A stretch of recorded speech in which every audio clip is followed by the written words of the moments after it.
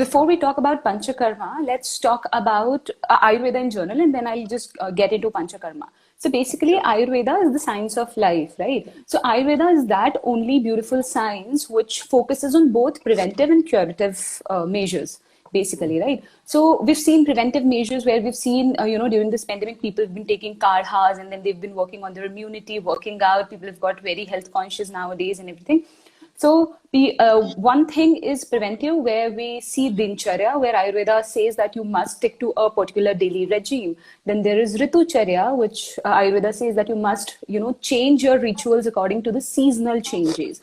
And the third is diet. So basically, Ayurveda says that you must have meals that are, warm, freshly prepared. It must be home cooked. It must be according to your Agni, basically, which is your digestive fire. So this is a general idea about how Ayurveda focuses on the preventive measures, although there are a lot of other things as well. But then this is just a general idea. Then the second thing is curative measure, where they can be, shaman chikitsa, where we take medications orally, which a lot of people around the world are practicing. So you fall sick, like you fall sick now, you would take a Sitopaladi churna, or you would take any other churna, and then you'd be fine. That is shaman chikitsa. When you do a shaman chikitsa, there are chances that your condition can reoccur. Now you've got a cold. You will take Sitopaladi, you'll be fine. Okay. But is there, there can be instances that you can again catch a cold. So that is how shaman chikitsa work. Then the second is shodhan chikitsa, where the picture of panchakarma comes in, where you do seasonal regimes, you do, seasonal panchakarma therapies, and you promote your own health. So there are very less chances of you falling sick after that. Like in your case, if you've got kapha, you've got all kapha aggravation right now. You've got cold. So if you do Vasantik Vaman, which can be done in the February, March. So if you do a Panchakarma, basically, which is a Shodhan Chikitsa, there are high chances that you have a very healthy life. There are very less chances of you falling sick. And, you can you can eat well, you can follow a daily regime and everything. So that is how Panchakarma comes in picture. Now, something which is very unfortunate, we being in India and we have Ayurveda as our own pathy, but then there are a lot of people who are not at all aware of Panchakarma, what Panchakarma is. With Ayurveda, people just know that there can be churnam, there can be jadi buti, there can be, kadvi davaiyan, there can be kadhas and everything. But people don't understand that Ayurveda also has Panchakarma, which is a very, very beautiful therapy. Let's talk about it a bit. Panchakarma basically, as the name says, it's 5. Pancha means 5 and karma means therapies. So these are 5 bio-purification therapies that Ayurveda suggests you to do on a seasonal level, like you would do, emesis or vaman during Vasant Ritu, and you will do Virechan. So you do Virechan in, Sharad Ritu, which has just gone. So this is basically the seasonal Panchakarma.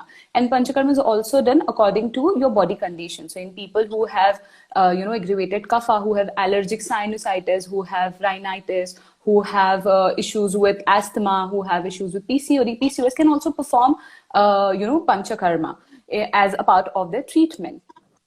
So that is how Panchakarma, comes in picture. Let's talk about the 5 therapies one by one. Number 1 is Vamanam, which is basically medical emesis, where there is, induced vomiting that happens. So this is something which a person can, get very afraid of, thinking about it, just like, how am I going to do it? How is it going to happen? But let me tell you, it's something which is very, very smooth. So you do it under the guidance of a Panchakarma, physician. And then you also have other people around you who are, supportive. Who would just take care of you. The other person is going to take care of your heartbeats and everything. So this is something basically which is a very, very easy and smooth going therapy. Why Vamanam is, necessary. You see people who have aggravated kapha in their body. You see people who are very, they have obesity built in. Then you see people who have issues with PCOD, PCOS. There is also thyroid. There's also people who have chronic asthma. There's also autoimmune conditions like psoriasis, eczema and everything. Second thing is Virechanam. Okay, Virechanam basically is a gut, liver and overall intestinal purification, where you pure all your... Now see, in the recent times, we see people are focusing so much on the gut health. It's been just few decades that people have been focusing a lot on gut health, that your metabolism is dependent on your gut health, your immunity is dependent on your gut health.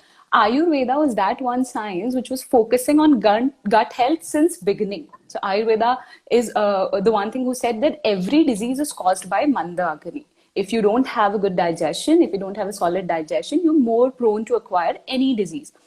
Third therapy is Basti, which is something again which cannot be performed at home, and it is the administration of medicated oil or medicated decoctions through anal region, basically.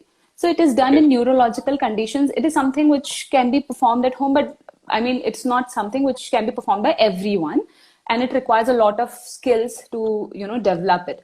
So Basti basically heals neurological conditions. It heals hemiplegia, paraplegia, which we call as paralysis. Basically, it works wonders with people who have osteoporosis, who have joint disorders. Fourth therapy is Nasyam, and it is the nasal administration of medicated oil or decoction or milk or churnam or anything. So basically, when you do Nasyam, it is something which helps you promote the health of overall region above your shoulder, above your clavicle. So it helps you improve your sensory organs, which is eyes, nose, tongue, skin, and ears, and everything. It helps you improve that. It works wonders in cases of cervical spondylitis. It works very well in cases of premature graying and in hair fall. So it's something which can be easily performed at home.